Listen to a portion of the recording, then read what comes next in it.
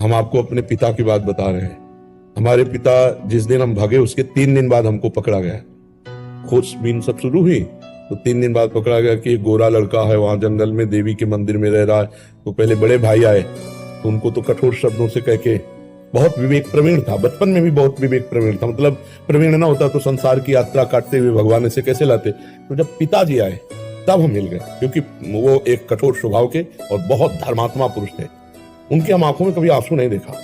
बहुत ही दृढ़, सर्दी गर्मी भूख प्यास सब बर्दाश्त करके संतों की सेवा करना, गृहस्थ एकदम किसान आदमी ऐसे। तो जब वो आए तो हमारे मन में आया कि मारेंगे अगर हम आंख खोलेंगे, बात करेंगे तो उत्तर हमारा मानेंगे नहीं है, और इनकी हम अवहेलना कर नहीं सकते। तो आंख मूंद के बैठ गए। जो देखा पिताजी आ रहे तो आंख मूंद के बैठ। वो नजदीक आए अपने स्वभावश, उठ खड़ा हो, नहीं खड़े, खड़ा हो, नहीं खड़े।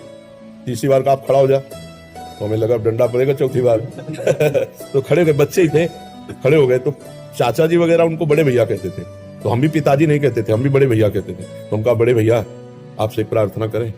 उनका बताओ, उनका ये जिंदगी भगवान के नाम है, आप चाहे काट डालो ना घर जाएंगे ना आपकी बात मानेंगे। तो हम उनकी कृपा की बात बता रहे। एकदम चैप्टर बदल गया, जैसे भगवान की कृपा ना, तो उनका सच्ची, हमका आपसे सच्ची बात करें। घर नहीं जाओगे करना, कभी जिंदगी में ब्याह नहीं करोगे करना। पूरे खड़े हो जाओ, खड़े हो जाओ, ऐसे छाती से लगाओ, कहा राम राम राम, 3 बार ऐसे छाती से कहा राम राम राम, ऐसे कहा।